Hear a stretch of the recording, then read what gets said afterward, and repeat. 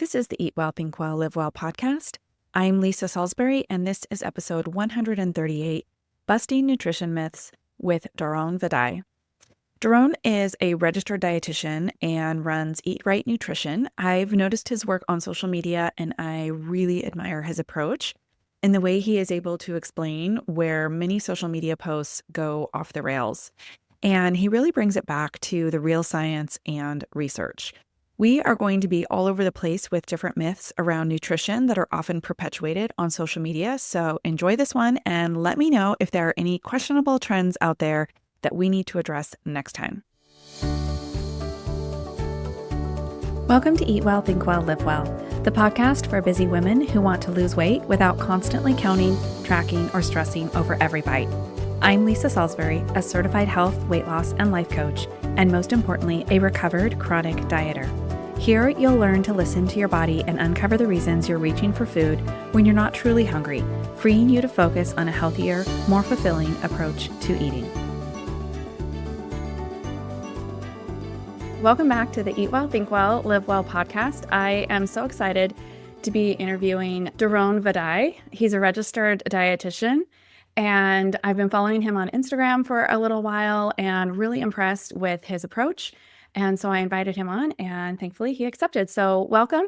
Why don't you introduce yourself as far as, what you do and kind of how you help people, and then we'll get into our conversation. So I'm, it's interesting. I recently just did a podcast where they were driving more towards like the performance side of things because my background is in bodybuilding, and I guess they saw that. And they constantly wanted to talk about performance. And I'm like, that was a long time ago. So these days I focus a lot on weight loss, fat loss, and metabolic health. So metabolic health being non-alcoholic fatty liver disease. We focus on cardiovascular disease, cardiovascular risk. We focus on type 2 diabetes. We also focus on intervening when they're taking medications, whether it be insulin, the GLP-1 medications, and like something like metformin, and just managing overall lifestyle factors and risk factors for overall improving metabolic health. Okay, awesome. I in my past life, my first major in college was actually to be a registered dietitian, and I think it's so funny how many times I've kicked myself for not continuing with that and for changing my major, but these things happen. So I admire what you do. One of the things that you are doing on Instagram specifically and putting content out on is some of the myth busting out there and combating some of these people that are, yelling in grocery stores and that sort of thing. So we're going to be discussing some of the top myths that are going around on Instagram, social media right now. I'm sure it's on TikTok. I'm just not on there. But what I really want to talk about too is the fact that at your education level, you know how to read studies properly. And I think this is one of the biggest things that you and others like you consistently comment on when these wellness influencers come on and they go, this study showed. And then you say, actually, that's not at all what it showed. So let's talk about studies first and why it's so important to be able to read them properly and what it is about your education that makes you qualified to read them. And like, what is the general population missing when they're looking at these studies? Why do they get interpreted so badly sometimes? I think the biggest piece of that with people on social media is there's some bias in there, and they're cherry picking specific studies that will prove their or support their thesis on whatever it may be. It could be like seed oils. It could be a keto diet is effective at treating cancer because glucose can feed cancer cells, and therefore cancer cells can't grow, and then you starve them if you don't have any sugar in the diet, which isn't true, right? So part of it is you may find some studies that are sort of outliers, but oftentimes when we find those outlier studies that don't agree with the general consensus, it's a study methodology flaw, right? So one of the biggest things, the first thing I do when I'm trying to evaluate a study is I'll first go to the conclusion. Some people might say differently. Some people will be like, oh, we go to the methods first. I'll go to the conclusion and I'll say, what did they find? And that will give me, okay, they found this, but this is kind of different from this other research that I've read. And then I'll go into the methods and I'll say, how did they come to that conclusion? Mm. Right. So to give kind of an example of that, there was a video that I did a while back on, you're familiar with Max Lugaver's podcast? Mhm. Yeah. So there was I don't know where they were from. There were two women that were talking about the artificial sweeteners and Mhm. artificial sweeteners increasing risk for Alzheimer's. And they mentioned a 2017 study. So I went in and I looked for that study. That study was published by the American Heart Association. And if you read into the study, it was patients with diabetes that this is where you kind of have to think about it from a practical standpoint. It was patients with type 2 diabetes that drank soda and they measured like how much soda they drank and then increased risk. And the issue with something like that is you can't really separate because they're just basically saying they're reporting how much they're drinking, right? We don't have a mechanism to say artificial sweeteners increase risk for Alzheimer's. But Mhm. what we do have is a mechanism for type 2 diabetes increasing risk for Alzheimer's. So it's like But that's flawed because you didn't start with a healthy population. right. So in my eyes, I look at that, and even the authors, when they conclude in there, the authors are typically pretty honest, and they'll say, "Well, we can't decipher whether or not this is reverse causality." So reverse causality would be what came first, the chicken or the egg, right? Mhm. So were they already at higher risk, and the diabetes exacerbated it and caused the Alzheimer's? Or was it the diet soda itself? And in my eyes, based on the current research and based on the fact that we don't have a mechanism that we've pointed to, right? A mechanism is where you start and then you look at the data and you say, okay, well, does the data support this mechanism? And sometimes it does and sometimes it doesn't. In my eyes, it's reverse causality. So if you just think about it logically, if I go to the doctor and I'm a type 2 diabetic and my doctor says, hey, you need to reduce your sugar intake, I'm going to switch from regular soda to diet soda. Of And course. then they're going to see that people who are diabetic are drinking more diet soda and they happen to have an increased risk for Alzheimer's disease or increased development. It's not the diet soda, it's the fact that they're diabetic, which is a known risk factor for Alzheimer's. So it's really, you have to be careful about how you interpret these things. And I do think that a lot of people have to be honest about how they interpret these things. And I think on social media, that doesn't exist. Yeah. And there's such a difference between causality and correlation. I mean, I love those charts that are like shark attacks go up with ice cream sales. It's like there you can show correlation with so many things. And I mean, Alzheimer's has been called like type 3 diabetes, like anecdotally, because it can be associated with metabolic disorder. So that's really interesting that they even bothered to look at diet soda when they already know that that is like a Yeah, factor, or I don't know. I mean, I think it's worthwhile studying, but I also think that diet sodas for the most part are pretty safe, right? Yeah. They've been around for a long time. There are people, I mean, I've even had professors in grad school that would disagree with that, but based on the data that I've seen, people talk about effects on microbiome, and then you have to kind of decipher, okay, like which artificial sweetener are we talking about? Because Mhm. some of them, like aspartame, for example, it breaks down into phenylalanine and aspartic acid, which are two amino acids, and they get absorbed in your small intestine. So you can't kind of blanket statement and say, oh, all artificial sweeteners, quote unquote, disrupt the gut because aspartame doesn't even make it to the colon where the bacteria is anyway. So you're not going to see any changes. And then we also have to define what is disruption? What does that even mean? Because everything that you eat is going to alter your microbiome. You eat more fiber, you eat a different type of carbohydrate, you eat more protein. Every single thing that you put into your body is going to affect your microbiome in some way, shape, or form. Ideally, what we want to do is we want to have more of a greater proportion of the beneficial foods that are going to support a healthy gut microbiome. And in that case, it's things like fiber. Really, Mhm. fiber is the most important one. Yeah. Well, that's kind of, let's get into some of these myths. And that's kind of one of the first ones that artificial sweeteners are just so bad for you. The cancer causing study, I think, is probably the most overdone because when clients ask me this, I'm like, well, do you drink Diet Coke from the moment you wake up all the way through the day until you go to sleep? Like, that's how much Diet Coke you would have to match the amount of artificial sweetener they were giving in this study. I mean, that's a obviously, like a sort of general thing, but it was just so much. It's not realistic. If you're having one a day, one every other day, like it is not a problem, right? Yeah, I mean, I think I heard my buddy Joey Munoz say this, that you drink enough water and it's going to be bad for you, right? So Right. anything in excess is not going to be great. Yeah.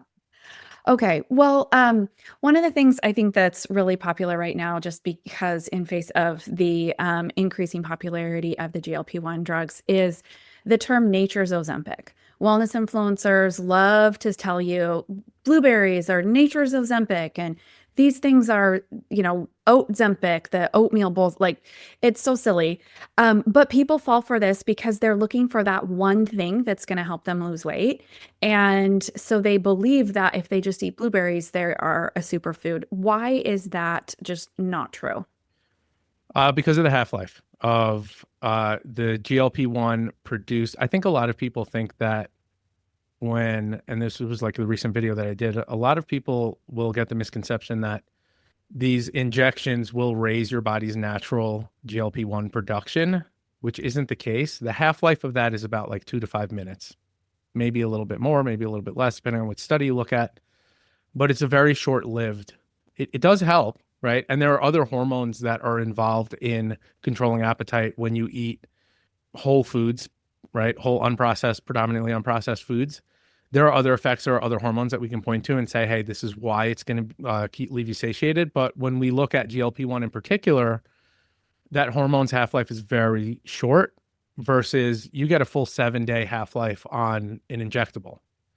Right now, I would advise most people to still obviously eat a healthy diet, don't eat junk food, because I even have clients that take GLP-1s and Same. I do they too. still overeat because they're eating Mhm. calorically dense foods, right? So it has more to do with like the volume of food that you're eating. If you're eating a small volume of food and it's very calorically dense, you're still not going to lose weight taking these drugs. That's my experience with it.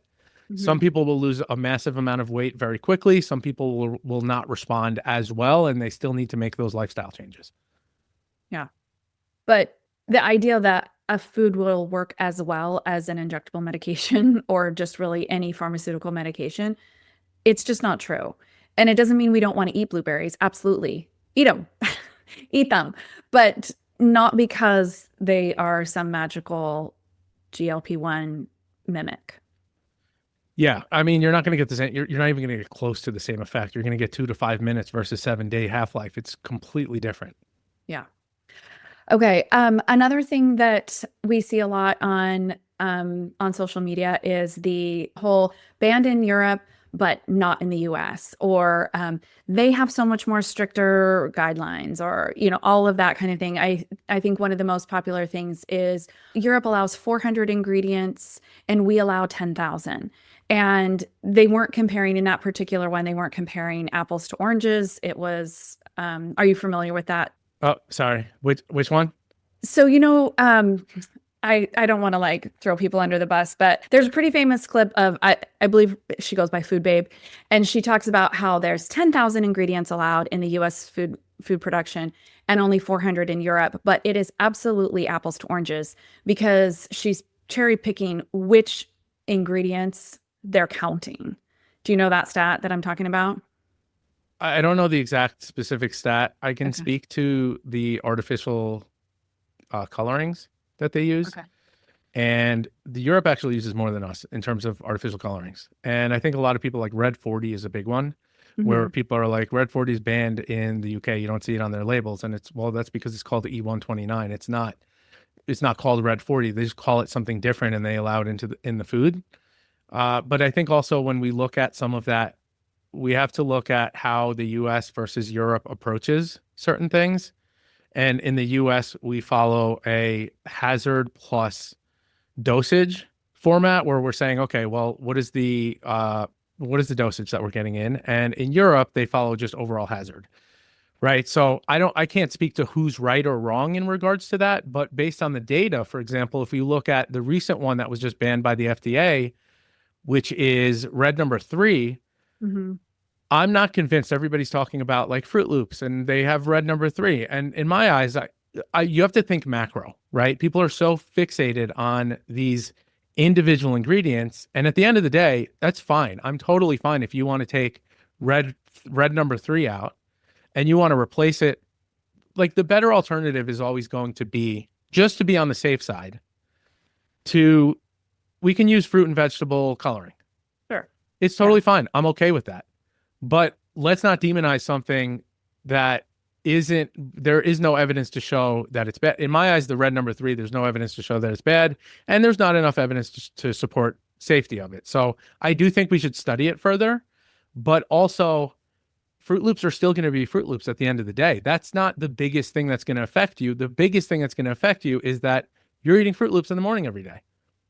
Yeah, it's so far down on the list of what we need to attack in order to have a healthier diet, which leads into the idea of ultra processed foods. I think it's so you did a video on this about demonizing the ultra processed foods ingredients. And so obviously there's a lot of ingredients in ultra processed foods I do not choose for myself to eat. Most of the reason truly is because I haven't eaten that for so long, it doesn't taste good to me anymore. Like I feel like I can taste the sort of chemical nature of some of those artificial flavorings and colorings. And so I don't enjoy a lot of those foods. But the ingredients themselves is not as critical as the fact that you can consume so many calories in one sitting. And I think that really is one of these myths that gets kind of lost. Can you speak to that a little bit? Yeah. So at the end of the day, when we look at like the plethora of data, calories are what is going to matter the most from a health standpoint. So you're right about that. Now, it's kind of I'm kind of conflicted on this, to be honest, Mhm. because here's the thing: individual ingredients. If we look at like a soybean oil or safflower oil, like something that's high in omega-6, and we look at high fructose corn syrup, those in and of themselves, like, we have data that shows that when you consume those things, not in a caloric surplus, either in a maintenance calories or a calorie deficit, there aren't really any adverse health effects. So the adverse effects come from the sheer quantity of calories that you're consuming. Now, I can make an argument that those are the ingredients in specific foods that make it hyper palatable, that make it stimulate your brain's pleasure and reward center, that make you want more, right? Companies are in business to sell more of their products, and they do a very good job at making you want more of those products. So I could make an argument that consuming more of those things will lead you to eat more calories, but those ingredients in and of themselves aren't necessarily harmful. So my stance is kind of this. Yeah, you want to avoid those ingredients, but not because the ingredients are bad for you, because the foods that contain those ingredients are highly processed, hyper palatable. They're not very satiating because they're ultra processed. They're basically kind of pre-digested for you. So yes, avoid those ingredients, but not for the reasons that people say, if that makes sense. Yeah, totally. I think that's such an important nuance because it's not that seed oils in particular are the devil, it's what they're incorporated into. And so you have to look at the food as a whole. And certainly when you're choosing cooking oils for yourself, when you're cooking from scratch at home, you can decide what kind of oil you want to use. And if you decide to use a safflower oil, it's not going to be the same as that and so you're going to saute your chicken and vegetables in safflower oil. That's a completely different end product than the ultra processed food, the crackers and the cookies and the other bars and whatever that contain those ingredients. It's going to be a totally different end product. Yeah, I mean, I would say this from like a smoking standpoint. I personally like to cook with avocado oil just because it can Same. withstand a higher heat. I think it's like Yeah. 425 or 450 degrees Fahrenheit. So it's less likely to oxidize, right? And this is where we see studies on frying foods in like a soybean oil or something like a McDonald's would use that, right? Mhm. That I don't when know it's the heat, smoke point on seed oils. Are they? I just haven't used them for it's so I long. don't know exactly the smoke point, but it's much lower. Is it? Okay. So it's a lot more likely to oxidize and then you create trans fats. So yeah, when you're going to a fast food restaurant and they're frying with the fries, they're frying it and they're reusing the oil over and over again, that can definitely be problematic. But when we see studies on actual like seed oils, it's interesting. The seed oil thing came from, I don't know if you want me to dive Yeah, deep into it. The seed sure. oil thing comes from a mechanism, right? So you have two different pathways. You have a pathway in a metabolic pathway in which omega-6 goes down. It's called the arachidonic acid pathway. And then you have where the omega-3 goes down a separate pathway. They kind of split off. And so the And by omega-6, pathway, sorry, let me interrupt. By pathway, do you mean a digestive pathway or like what is this pathway it's starting a and ending at? it's a metabolic pathway, I believe, within your cells, right? So Okay. what happens is when you go down the arachidonic pathway, you create these things called eicosanoids, right? So omega-3 and omega-6 will go down two separate pathways, and you create inflammatory or anti-inflammatory eicosanoids. And these eicosanoids, so that's where kind of initially that came from is, well, omega-6 fatty acids, things like soybean oil, like all these quote seed oils, they go down this inflammatory pathway and they create inflammatory eicosanoids. So therefore, consuming oils or fats high in omega-6 fatty acids will end up leading to increased inflammation. Okay, great. We have a mechanism. Awesome. But then you have to dive into, again, like I said earlier, you start with a mechanism. You start basically in a petri dish, which is like the lowest form of research. Then you go into animal models and then you go into human models. So you really have to look at is beyond that mechanism, what happens actually in the human body. And what we see in the human body is that in some cases, it has no effect on inflammation whatsoever, or it actually lowers inflammation. And when we look in the case of cardiovascular risk, these seed oils are some of the best things that you can recommend because they lower LDL cholesterol and can sometimes increase the good cholesterol, HDL cholesterol. Mhm. So this is where that started with the seed oils is, okay, this mechanism, and people are kind of holding on to that for dear life.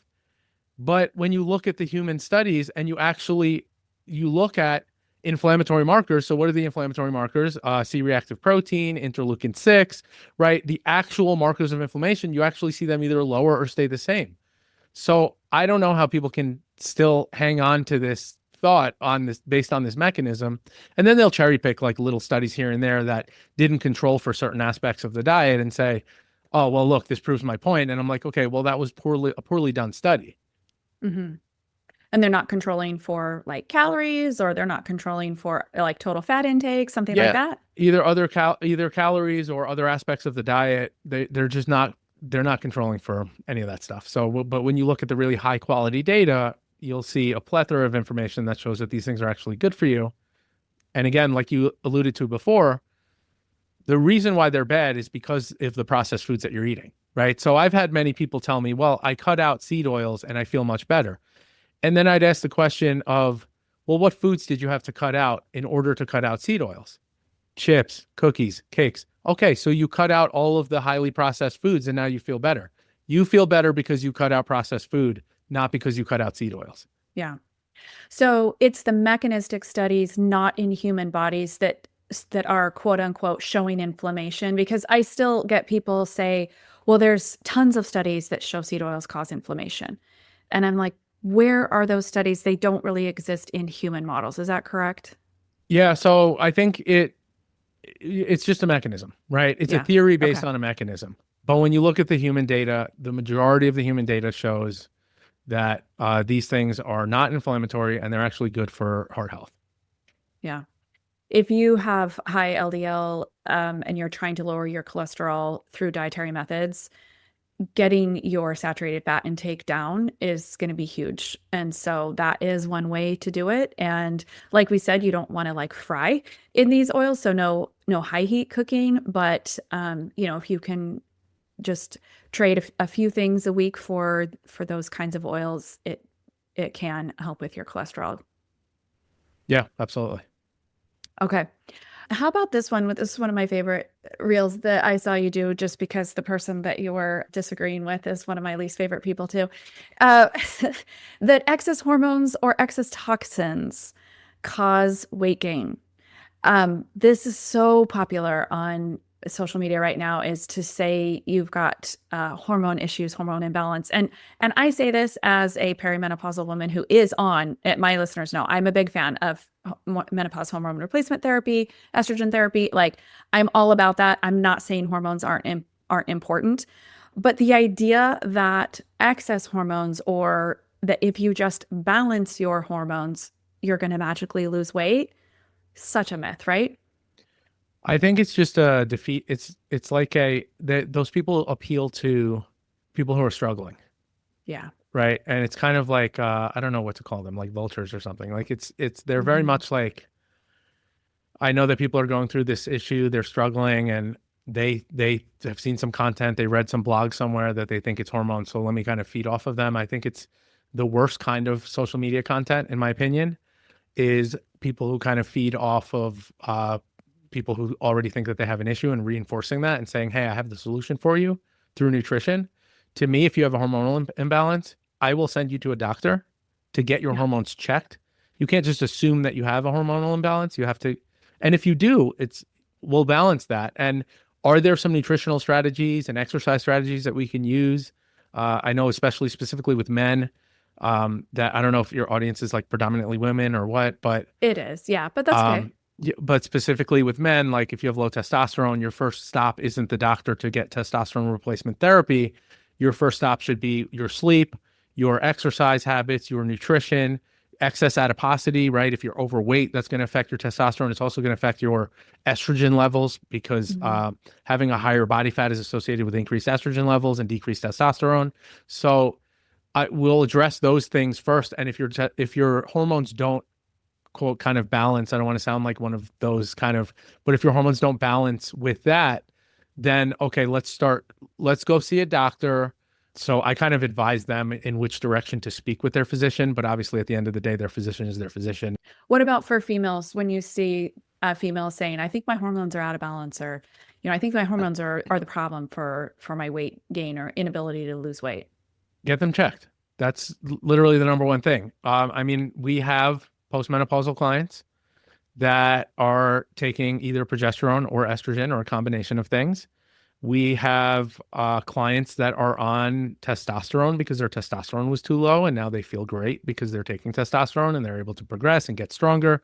I think for a long time in the medical community, we didn't really think of the importance of testosterone in women. And now that's something that they're really starting to shine a light on, that like, oh, even though women have far less testosterone than men do, it's still a crucial hormone for women.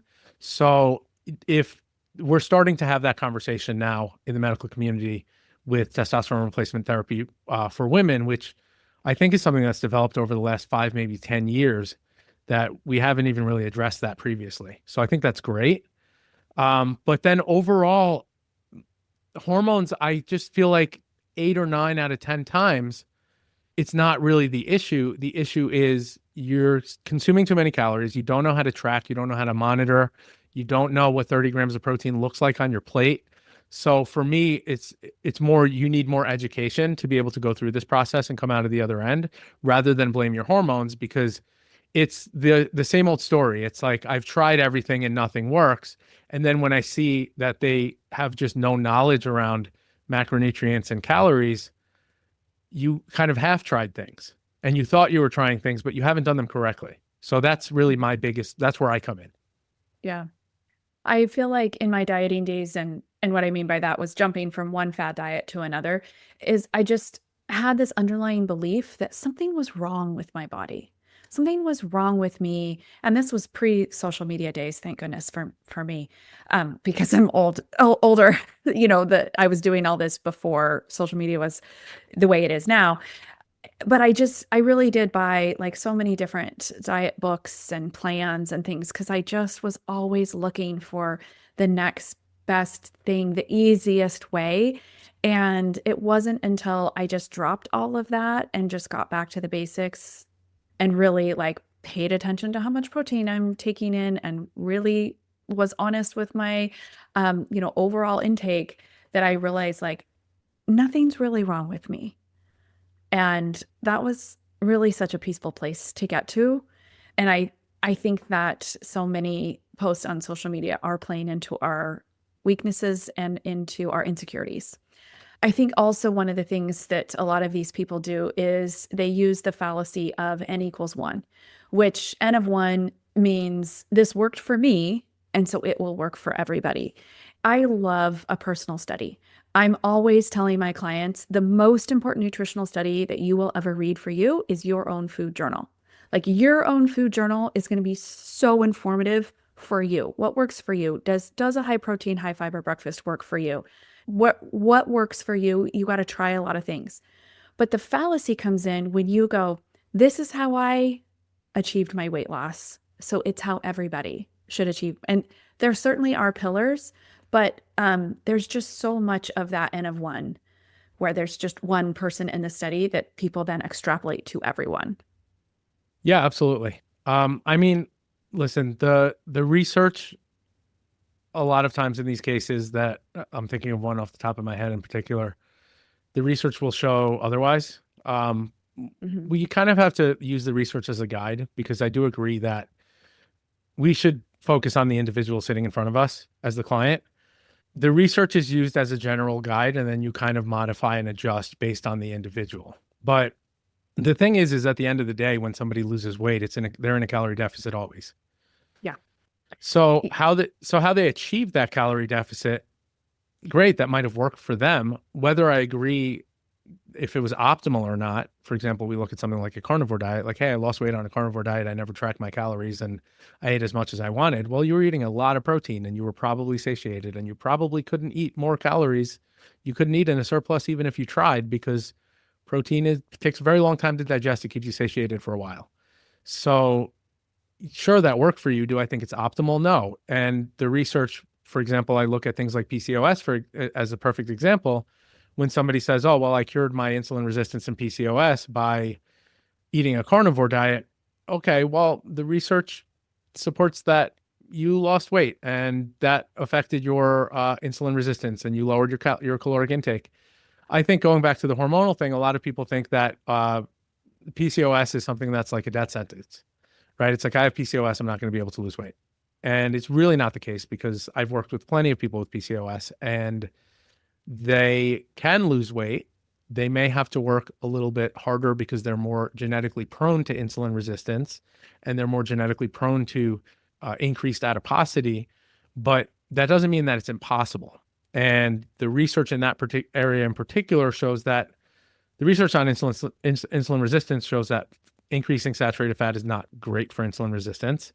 And that the research does slightly favor higher fat, lower carbohydrate for that specific population as of right now with the data, but it's very slight, right? So at the end of the day, it's what is it going to take for you as an individual to be in a calorie deficit and also sustain that deficit for a long period of time? Yeah. And in a way that you feel like you could actually do forever. Because that's one of the things I really work with clients on is let's not make drastic changes that you are thinking, yeah, well, I can do anything for 6 weeks. Like, no, we want to be able to do this. This is not just your fitness era or your nutrition era. Like we're looking for long-term lifestyle change. And so that's kind of also the thing that you're looking at is, can I do this for a really long time? It's come up several times that to lose weight, we need to be in a calorie deficit. I don't have my clients specifically track calories. We use like a hunger scale, and mostly because most of my clients come from a highly dieting background and they're trying to sort of distance themselves from that because it makes us feel neurotic.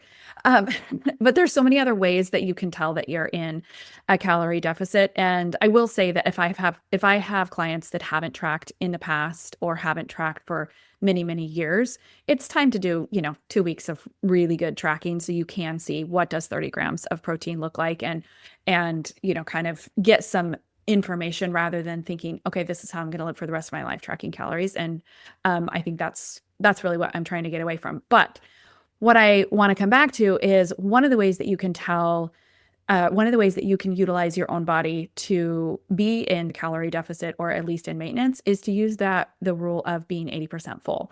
And this sounds really like diet culture-y, like walk around in a 20% hunger, but that's not really what it is.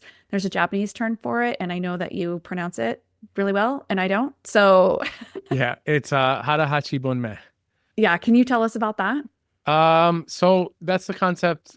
I mean, listen, we know the Japanese population. If you actually, and I was actually shocked about this, when you look at the Japanese population's obesity versus the US, it's about 40% in the US and it's 4% in Japan, which is just a wild statistic. I was like Yeah. mind blown when I heard that. But it's really just the process. The thought of eating slowly is one of the concepts to make sure that you know when you're full and stopping at about 80% full. Because here's the thing, when you stop about 80% full, about 20, 30 minutes later, you're going to be at 100% full. So I think people that I've encountered, and I think it's part of American culture too, is we eat very quickly. We do everything very quickly. Yeah.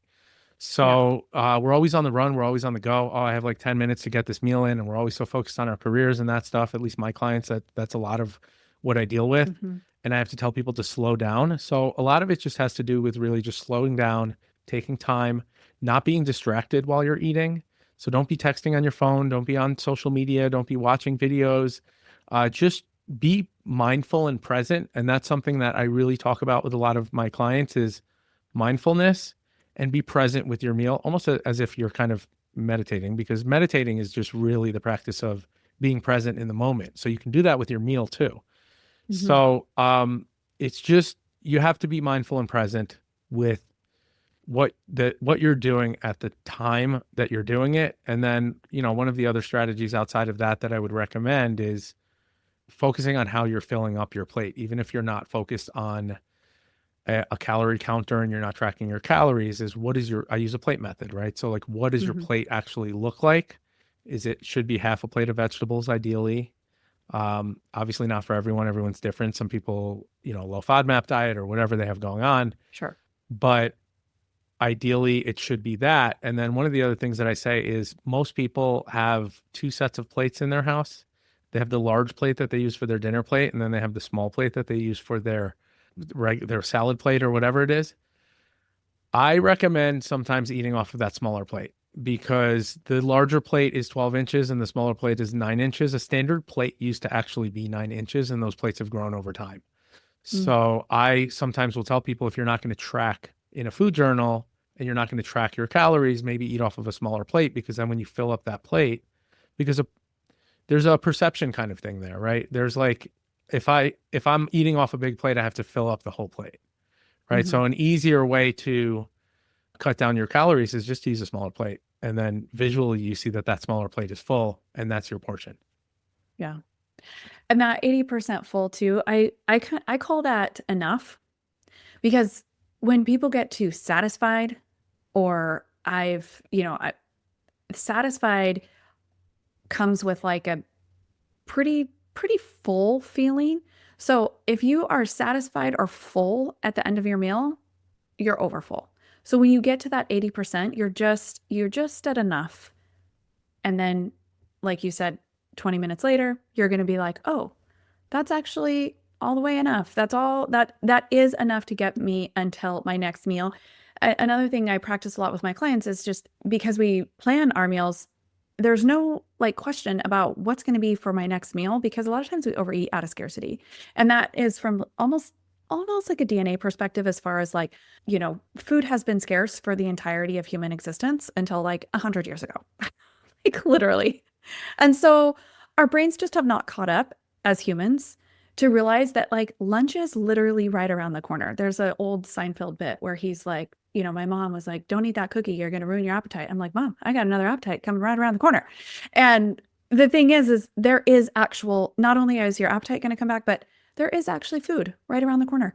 At every corner, there is fast food and grocery stores and places to get food. There, food is not scarce anymore. And so when we stop at that 80%, reminding yourself, like, I have, chicken stir fry or whatever you have planned for dinner, like, that's going to be there. There is no scarcity of food. And that can also help you, I feel like, stop at that 80%. Yeah, I feel like the scarcity thing is a it's kind of a double-edged sword because we've solved one problem and created a new one. Yeah. So, we've solved agriculturally, we focused for so long on producing enough to feed the population. And if you look calorically speaking, we're producing way too many calories for the population now. And now we went from not having enough food to now having too much food, and we don't know what to do with. Like we're not wired in that way, like you mentioned. Yeah. So all of these like myths and different things that we see on social media, it can get really confusing. And especially I notice with my algorithm, I'm watching nutrition-based videos. And so then like the wackos come up too. Like the algorithm can't really decide if the video that they're showing me is science-based or not. And so you are going to come across a lot of videos that you're like, oh, maybe that's correct. And I mean, pretty much my standard is if somebody's in the grocery store yelling, I'm not going to believe anything they're saying. I really want to do a video where I'm in the grocery store and just being like, all of this in the center aisle, this is great. Canned beans, it's a yes. Canned tomatoes, buy it. Like there's so much good stuff in the center of the grocery store. I think it's so bad that we've totally demonized that. But I just think it's something that we really need to pay attention to. How do we decide who to believe? What are some of the markers? I mean, like I said to you in the beginning, obviously, Dr. Gundry, nothing out of that guy's mouth. Don't believe anything. I'm just going to tell you right now. But, past the obvious, supplement pushers. So I will say for me, one of the ways I know is if they conclude their video with my discount code for all of my supplements is in the link in bio. That's a sure way to know that they are trying to sell you something. I use supplements. You can join my full script if you want. That is to get things like multivitamin if you want, or an omega-3 if your doctor recommends it, that kind of thing. Not weight loss supplements, not birth control cleanse, not parasite cleanse, those kinds of things. So that's kind of one of the ways I determine. How do you decide when you're watching videos if people are, believable or not? Well, I think if we're speaking about like the general consumer of content, number one, yes, the grocery store, if they're just automatically demonizing foods in the grocery store, that's going to be a hard no for me. But also, if we're looking at the way that somebody speaks, if there's a certain way that they sound so confident and so sure about what they're saying. And to me, somebody who is most like, you'll see in some of my content where, I don't know if you've noticed, like, I'll say like could likely do this or may do this. And I'll speak in a way where, hey, like this is what the research supports and this may help you with something. I'm not going to say something definitely does something because the research might change and then I'm going to end up eating my words down the road. So most of the science-based community, and it almost kind of sounds counterintuitive because if somebody sounds very confident, you're like, oh, they must really know what they're talking about. But it's actually the opposite. It's if they sound like they're kind of unsure of themselves, they're probably more likely going to be honest and more correct. And I know that doesn't sound right because like, oh, an expert should be, they should know everything. And I'm like, nobody knows everything. Even the research. The one thing I say about research is there are far more things that we don't know than there are things that we do know. Mm-hmm. And that should be conveyed in a message on social media is that, well, maybe it depends the scenario, like there are all different ways that this can go. So that's really one of the biggest telltale signs for me is that if somebody sounds overly confident, then they're probably not accurate. And when they start with stop doing this one thing. Yeah, do you have an example? Like what is I just find that sometimes they'll be like, stop eating this one thing to lose weight, right? Like it's not just one thing. Or like you have to eat this one thing. You have to take this one supplement. You have to, eat protein within 30 minutes of your workout. Like those kinds of like absolutes, just like you're saying, like the confidence versus this may help you. I just find that those tend to be clickbait you know? Yeah, absolutely. And I honestly think that's what people tend to gravitate towards on social media, which Yeah. is the unfortunate piece. But yeah, if they're like if they're speaking in absolutes, like this is absolutely what you need to do, um, shy away from that because there are multiple different ways to get to an endpoint, and there are different ways. What works for me will work differently for somebody else. We go through and we touched up on this, I think, before we recorded, like the breakfast versus not breakfast thing. Like, I can't confidently say somebody has to, and a lifestyle and things kind of go together with this, that somebody needs to eat breakfast every day. Do I like people eating breakfast every day? Sure, absolutely. I think that keeps you satiated. You're less likely to overeat throughout the day. But then there's other research that might say, yeah, you'll eat a little bit more in your later meals if you skip breakfast, but those calories may not equal what you would have had with breakfast. So you still end up creating kind of a deficit if you're trying to. So the answer is always it depends. Right? You don't need to work out a specific. I mean, you do need. I want you to do some resistance training. I want you to do some level of cardio. But outside of that, it's like, okay, let's pick the number of days that works for you, the amount of time, the frequency, all that stuff. It's going to be very individual. You can't have a cookie cutter, one size fits all. Mhm. Yeah. Which is why I'll go back to, keeping a food journal and studying your own body and paying attention to what is working for you. And part of what's working for you is what's sustainable. And that's really, really critical as well. All right. Did we miss any big myths that you love to talk about? Um, I think that's pretty much it. I mean, we covered the artificial sweeteners. We talked Mhm. about the sugar. We talked about the seed oils. We touched up a little bit on the carnivore, which I personally think is probably the worst diet of all time, and we'll find that out. The issue with the carnivore diet is we can't study it because it's unethical. To just give Oh, people a wow. bunch of saturated fat and meat. It's just, Yeah. we're not going to be able to study it. There's one study that people cite, I'll say quote unquote study, that was a self-reported with the carnivore diet where people just reported that they feel better and they feel healthier. And that is constantly used as evidence. I don't consider that evidence because it's not like I feel like I'm healthier eating something, so I'm going to report that. There's a lot of bias in there with those Hmm. individuals that are reporting that. And so, unless health markers are actually looked at with something like the carnivore diet and people are actually shown to be healthier through biomarkers, I can't take that as evidence, I guess is what I'm Yeah. saying. Well, and there's just so much evidence for eating fruits and vegetables that it's, like you said, it's unethical to withhold fruits and vegetables when we absolutely have evidence that they are greatly beneficial. Yeah, we have mechanisms too. I mean, when we look at soluble fiber intake and the gut microbiome and production of short chain fatty acids like butyrate, which is really good for your colon, I personally think, based on the data that I've looked at, is the link with fiber consumption and lower risk of colon cancer. Mm. So, like, we have a mechanism, it explains it. We have the data that shows that people consume, and this is what I'm talking about with interpreting the research is we not only have a mechanism, but we have the data that supports it, that shows that people who consume higher amounts of fiber, they have a lower incidence of colon cancer. So that is that's where we go. Like, if we compare data like that to something like seed oils where we have a mechanism, but we don't have the data to support it in humans, that's where you kind of have to look at when you're interpreting the research. Hmm. Yeah, good.